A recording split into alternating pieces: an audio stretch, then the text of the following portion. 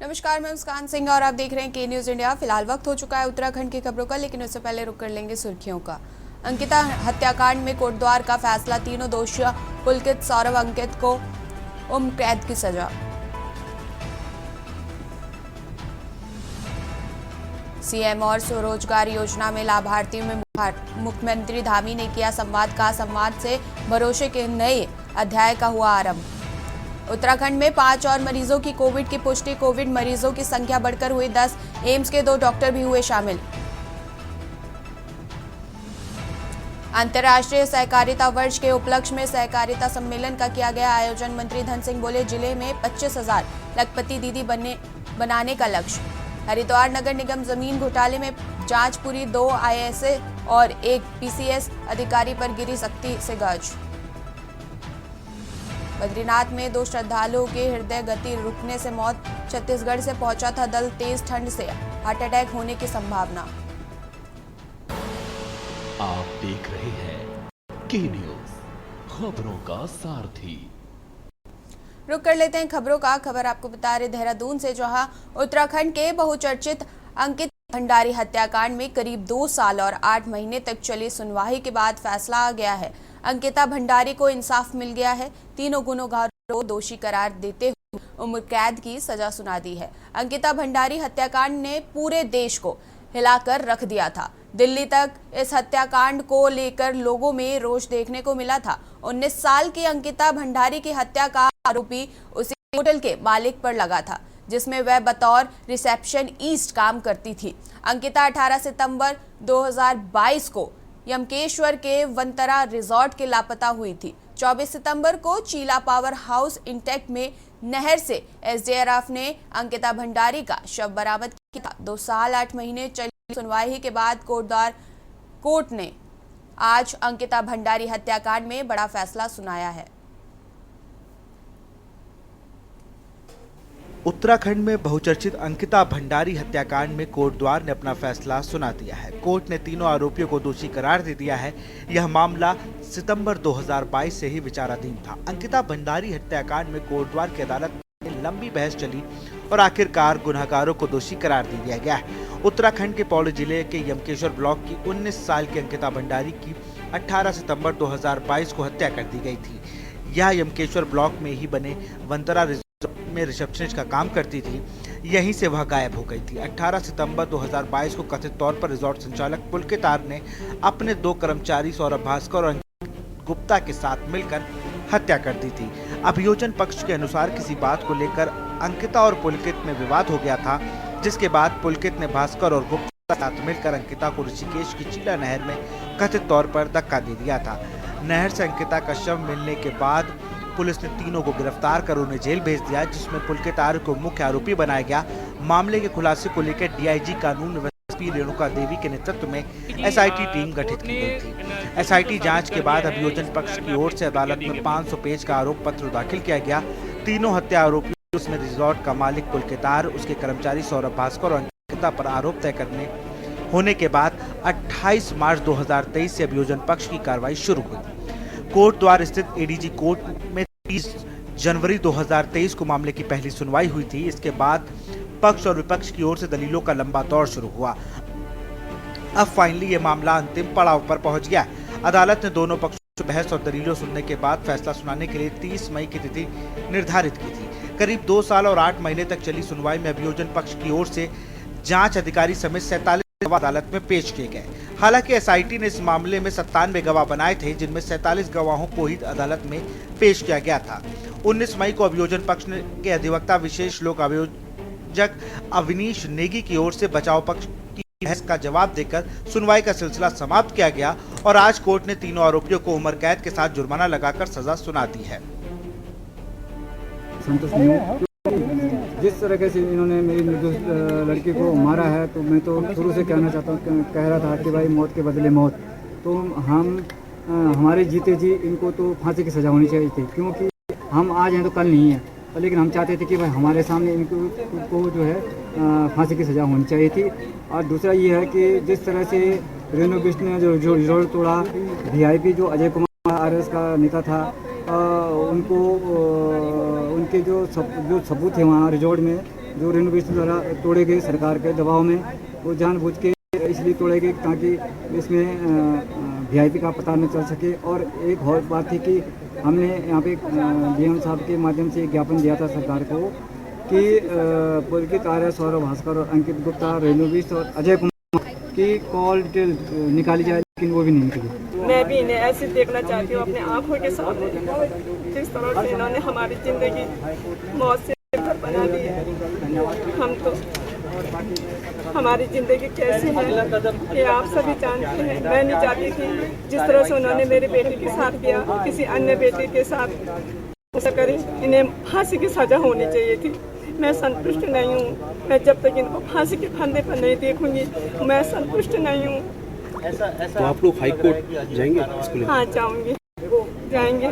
मेरी सभी जनता वालों से, सभी उत्तराखंड की जनता से हाथ जोड़ के विनती है, जिन्होंने हमारा साथ दिया और इस बेटी को यहाँ तक न्याय दिया। 354D और अनैतिक व्यापार अधिनियम था, और सौरभ भास्कर पर 302, 201 अनैतिक देह व्यापार अधिनियम था। अंकित पर 302, 201 और अनैतिक देह व्यापार अधिनियम था। इसमें जो जांच अधिकारी थे वो राजेंद्र सिंह खुलिया थे, SIT के जो जांच अधिकारी थे, और जिनके द्वारा 2000 पन्नों की चार्जशीट माननीय न्यायालय में पेश की गई थी। और इसमें जो सरकार की तरफ से जो थे वो अभियोजन अधिकारी अमरीश नेगी, तो साथ साथ उनके साथ राजीव डोवाल और ज्येष्ठ प्रोविजन अधिकारी गोविंद सिंह नेगी। और इसमें ये जो चार्जशीट जो पेश हुई थी, जो पहला रिमांड पेश हुआ था 21 सितंबर 2023 को पहला रिमांड पेश किया गया था भावना पांडे की अदालत में। और ये इसकी कार्रवाई मुझे हाई कोर्ट से भी इसमें आदेश थे कि इसमें जल्दी से जल्द सुनवाई हो। और अपर जिला सत्र न्यायाधीश रीना नेगी द्वारा इसमें हर हफ्ते की डेट लगाई जाती थी। और क्योंकि ये इस हत्याकांड की निगाहें पूरे भारतवर्ष देशों में भी थी, क्योंकि एक जघन्य हत्याकांड था। कोर्ट का बड़ा विस्तृत निर्णय है और सभी धाराओं में कोर्ट ने अपना निर्णय दिया है, जिसमें आजीवन कारावास भी है 310 में, 302 में, और अन्य धाराओं में भी 5 साल की, 2 साल की ऐसी कठोर सजाएं हैं और आर्थिक दंड भी लगाया है। तो हम सब लोग न्यायालय का सम्मान करते हैं, इसलिए सभी को न्यायालय के निर्णय का सम्मान करते हुए कानून व्यवस्था को बनाए रखना चाहिए। जिनको न्यायालय के निर्णय से किसी प्रकार का असंतोष है, उनको उच्च न्यायालय का दरवाजा खटखटाना चाहिए, क्योंकि भारत की जो न्याय व्यवस्था है वो बहुत ही पारदर्शी है। सेशन कोर्ट ने विस्तृत विचार करके निर्णय दिया है। हम सबको उस निर्णय का सम्मान करते हुए कानून व्यवस्था को बनाए रखना चाहिए। हमारा कहना है कि जिस तरीके से अंकिता को उन्होंने मारा, एक बच्ची घर से निकली थी, उसके साथ जिस तरीके से यौन शोषण की कोशिश करी, उसे वेश्यावृत्ति में धकेलने की कोशिश करी और उसको मार दिया गया, तो हम लोग चाहते हैं कि पुलकित आर्य उसके जो 2 दोस्त हैं उनको भी सजाए मौत मिले। और हम लोग इसके लिए लड़ाई पूरे 3 साल से इस लड़ाई को लड़ रहे हैं। पुलिस ने जगह जगह शहर में जो बैरिकेड्स लगाए हैं, जो जनभावनाओं को दबाने की कोशिश की गई। देखिए, ये सरासर गलत, हमेशा से ये होता है। इतनी पुलिस फोर्स तो इन्होंने तब नहीं लगाई जब यहाँ पे पहलगाम में अटैक हुआ, वहाँ पे 22-26 लोगों की जान गई। जितनी पुलिस आज इन्होंने कोर्ट में लगाई, लोग आए हैं अपने प्रदेश की बेटी को क्या 2.5 साल से इंतजार कर रहे थे कि जो बलात्कारी हैं, जिन्होंने उनको मारा है, उनको क्या सजा होती है। वहीं अंकिता भंडारी हत्याकांड मामले में पूरे प्रदेश की नजर इस चर्चित हत्याकांड के फैसले पर टिकी थी। तो ऐसे में प्रमुख विपक्षी दल कांग्रेस ने कोर्ट उम्र कैद के फैसले का स्वागत करने के साथ ही कहा कि इन तीनों को कम से कम फांसी की सजा होनी चाहिए थी। उनका आरोप है कि जिस तरह सरकार ने आरोपियों को बचाने के लिए पहले भी कई साजिशें रची, जाहिर है कि जांच में भी उन्होंने अपने रसूख से जरूर प्रभावित किया होगा। आरोपियों को फांसी की उम्मीद अंकिता के परिजनों ने लगाए बैठे थे, वह मामला। उनका आरोप है कि जिस तरह सरकार ने आरोपियों को बचाने के लिए पहले भी कई साजिशें रची, जाहिर है जांच को भी उन्होंने अपने रसूख से जरूर प्रभावित किया और आरोपियों को फांसी की उम्मीद अंकिता के परिजन लगाए बैठे थे, वह मिलने से रह गए। कांग्रेस प्रवक्ता का साफ आरोप है कि महिला अपराध में वैसे ही उत्तराखंड अग्रिम पायदान पर है और रोज महिलाओं के साथ प्रदेश में घटनाएं घटित हो रही हैं। सरकार को इस ओर कोई ध्यान नहीं दे रही है और प्रदेश में अपराधियों के हौसले बुलंद हैं। जनता वो हमारी यूकेडी का ये है कि इनको फांसी होनी चाहिए थी। जो आज फैसला है उससे न जनता संतुष्ट है, न हमारे उत्तराखंड क्रांति दल संतुष्ट है और इनको फांसी होनी चाहिए। पूरी जनता का यही एक ही नारा है कि इनको फांसी होनी चाहिए थी। सरकार इनको जेलों में न पाले। उम्र कैद की सजा का मतलब है कि इनको जेलों में पालना, इनको जेलों में न पाल के इनको फांसी की सजा होनी चाहिए। इसीलिए बेटी अंकिता को न्याय मिलेगा और हमारे उत्तराखंड क्रांति दल का एक ही नारा, एक ही नाम है कि इनको फांसी होनी चाहिए। हत्याकांड इस राज्य का बहुत ही जघन्य हत्याकांड था। पूरा राज्य अंकिता भंडारी के लिए न्याय की मांग कर रहा था। मातृशक्ति लगातार आंदोलन कर रही थी। कांग्रेस पार्टी शुरू से पीड़ित परिवार के साथ खड़ी थी। आंदोलनकारी संगठन भी पीड़ित परिवार के साथ खड़े थे और बहुत विलंब से ये फैसला लोअर कोर्ट द्वारा दिया गया है। तीनों जो दोषी हैं, जो एक भाजपा राज्य मंत्री के पुत्र हैं, उनको दोषी करार दिया गया है। आजीवन कारावास की सजा मिली है दोषियों को। इससे ये स्पष्ट हो गया है कि अंकिता भंडारी हत्याकांड में इन अपराधियों की संलिप्तता थी। लेकिन आज भी अंकिता भंडारी के माता पिता और राज्य की जनता दोषियों को फांसी की सजा चाहती है। न्याय प्रक्रिया भले ही लंबी हो, लेकिन न्यायपालिका पर कांग्रेस पार्टी का और राज्य की जनता का पूरा भरोसा है और निश्चित तौर पर दोषियों को उच्च न्यायालय से फांसी की सजा होगी। न्याय की प्रक्रिया इसके अंदर निश्चित तौर पर एक सम्मानित प्रक्रिया है और सभी का उसमें विश्वास है। लेकिन जिस तरीके से एक बेटी की जो है जान इन दरिंदों ने ली थी, जिस तरीके की दरिंदगी उस बच्चे के साथ की थी, राज्य की जनता उसको भुला नहीं सकती है और मुझे लगता है पूर्ण न्याय मिलने तक जेल में हो। कोटद्वार कोर्ट ने आखिरकार 2 साल 8 महीने चली अंकिता भंडारी सुनवाई मामले में 500 पन्ने की चार्जशीट के हर पहलू की बारीकी से जांच कर तीनों आरोपियों को आजीवन कारावास की सजा का ऐलान कर दिया। वहीं राज्य सरकार भी पीड़िता के परिवार के साथ खड़ी दिखी। मुख्यमंत्री पुष्कर सिंह धामी की ओर पूरी उत्तराखंड सरकार इस मामले में लगातार अंकिता के परिवार के साथ खड़ी रही। अंकिता के परिवार को 25 लाख की आर्थिक मदद दी गई। दिवंगत बेटी अंकिता के भाई और उसके पिता को सरकारी नौकरी मांगी गई। इंसाफ हो गया है, आरोपियों को सजा मिल गई है, लेकिन सवाल अब कानून व्यवस्था को शर्मसार करने वाली इस घटना से हमने क्या सबक लिया और क्या आने वाले समय में इस बात की गारंटी कोई भी सरकार ले पाएगी कि फिर कोई अंकिता किसी का शिकार नहीं हो। Uttarakhand desk report.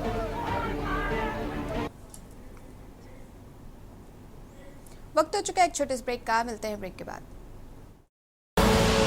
आप देख रहे हैं के न्यूज, खबरों का सारथी। स्वागत है आपका ब्रेक के बाद। खबर आपको रुड़की से बता रहे, जहां रुड़की के पीएम श्री राजकीय इंटर कॉलेज में प्रतिभा सम्मान एवं लोकार्पण समारोह आयोजित किया गया। कार्यक्रम में मुख्य अतिथि शिक्षा मंत्री धन सिंह रावत ने जिले के सरकारी विद्यालयों में 10 करोड़ 72 लाख रुपए देने की घोषणा की। इसके साथ ही घोषणा करी कि राजकीय इंटर कॉलेज में आर्ट और कॉमर्स की शिक्षा भी अब दी जाएगी। इसी के साथ मेधावी छात्र छात्राओं को पुरस्कृत भी किया गया। राजकीय इंटर कॉलेज में आयोजित कार्यक्रम को संबोधित करते हुए कैबिनेट मंत्री धन सिंह रावत ने कहा कि प्रदेश के विद्यालयों में शिक्षा ले रहे 40 लाख छात्र छात्राओं को सरकार लगातार सुविधाएं देने का काम कर रही है। इसी कड़ी में हरिद्वार जिले के विद्यालयों में 10 करोड़ 72 लाख रुपए की राशि दी गई है, जिससे शौचालय भवन, फर्नीचर लैब आदि बनाए जाएंगे। इसके साथ ही मेधावी छात्रों को साइकिलें दी जाएंगी। उन्होंने कहा कि पूरे प्रदेश के पीएम श्री स्कूलों को 2-2 करोड़ रुपए दिए जा रहे हैं, जिससे उन्हें विभिन्न सुविधाएं दी जा सके।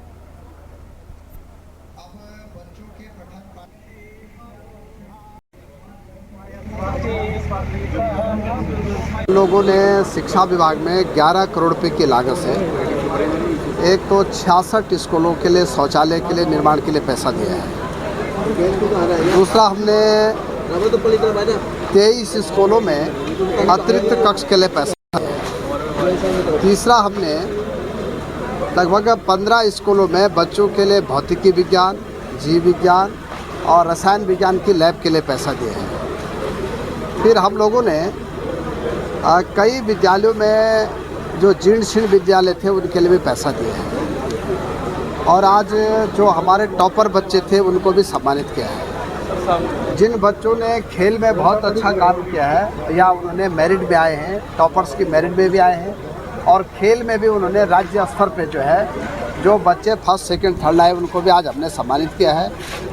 और मैं कह सकता हूँ कि शिक्षा विभाग में अब हमारे 17,000 स्कूलें जितनी पूरे प्रदेश में, वहाँ हम बिल्डिंग भी दे रहे हैं, सारे बच्चों के लिए फर्नीचर भी इसी साल हमने दे दिया है, शौचालय भी दे रहे हैं, बच्चों के लिए किताबें भी दे रहे हैं। इस साल से हमारी सरकार, हमारे मुख्यमंत्री जी और शिक्षा विभाग जो है बच्चों के निःशुल्क कॉपियाँ भी दे रहे हैं। सर, खबर आपको हल्द्वानी से बता रहे, जहां हल्द्वानी में आगामी 1 जून को कांग्रेस द्वारा भव्य जय हिंद रैली का आयोजन किया जा रहा है। हल्द्वानी के रामलीला मैदान में जय हिंद रैली के आयोजन को लेकर तैयारियों का निरीक्षण करने के लिए नेता प्रतिपक्ष यशपाल आर्य और प्रदेश अध्यक्ष करण महारा पहुंचे, जहां उन्होंने तैयारी का जायजा लिया। इस दौरान उन्होंने कहा कि 1 जून को होने वाली जय हिंद रैली ऐतिहासिक होगी, जिसमें ऑपरेशन सिंदूर के लिए सेना का धन्यवाद किया जाएगा और राज्य की जनता को बताया जाएगा कि केंद्र सरकार ने कैसे अमेरिका के कहने पर शीज फायर किया।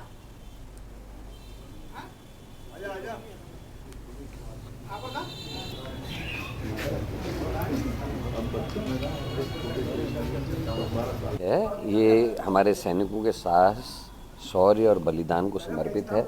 हम सैनिकों को इसमें धन्यवाद देंगे कि उन्होंने सैक्रिफाइस किया, देश के लिए काम किया। दूसरी तरफ हमारी जो नीति निर्धारक होने चाहिए, जिनको इसकी जिम्मेदारी लेनी चाहिए, वो अपनी जिम्मेदारी से आगे रहें।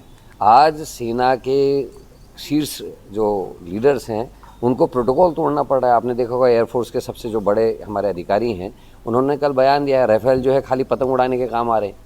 आपने नींबू लगाया, पूरे मीडिया प्रेस में सब वही दिखाया, लेकिन आपको कोड नहीं मिला। आप जब उसमें वेपन लोड नहीं कर सकते हैं, आप उसको लड़ाई में इस्तेमाल नहीं कर सकते, तो फिर क्यों ऐसा सौदा किया गया? ये एक गंभीर विषय अभी नया उठा है।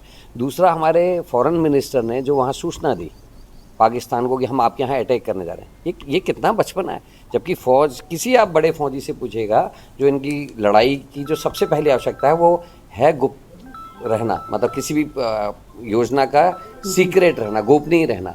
और आप बता रहे कि आपके हम आतंकवादी ठिकानों में आक्रमण करने वाले हैं, और सबको पता पाकिस्तान की सेनाएं आतंकवादी पैदा करती है, उनको हथियार देती है, उनको पैसा मुहैया कराती है, उनके ऑफिसर्स उनको ट्रेनिंग देते हैं। वो क्या उनको मरने के लिए छोड़ना था? उन्होंने हटवा दिए होंगे।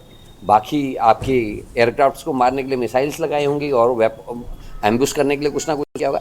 तो ये जो हरकतें हैं ये निश्चित ही दुर्भाग्यपूर्ण है। और ट्रंप ने जिस तरीके से बयान दिया, मेरा हर प्रेस का साथी, हर देश का निवासी इंतज़ार कर रहा था कि क्या होने वाला है, शायद पीओके हमारे पास आएगा या हम क्या युद्ध में हो रहा है। लेकिन युद्ध विराम भी होता है तो उसकी सूचना हमको सबसे पहले ट्रंप से मिलती है। हल्द्वानी रामलीला मैदान में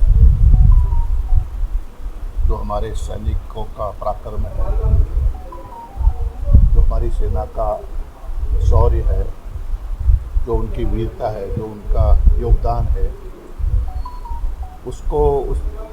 उनको सम्मान देते हुए जय हिंद रैली, जो हमारे भारत हिंदुस्तान की जय हिंद रैली को हम यहाँ पर करने जा रहे हैं। और निश्चित रूप से इस तरह से पहलगाम में निर्दोष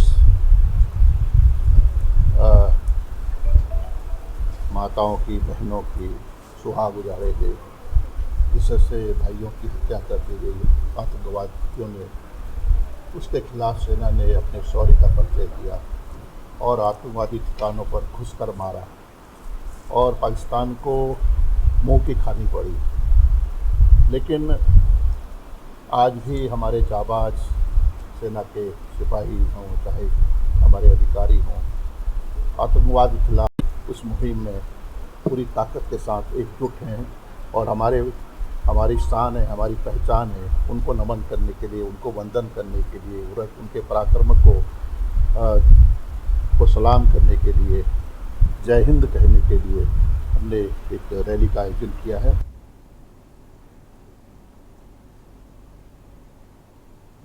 फिलहाल उत्तराखंड की खबरों में इतना ही। देखते रहिए के न्यूज़।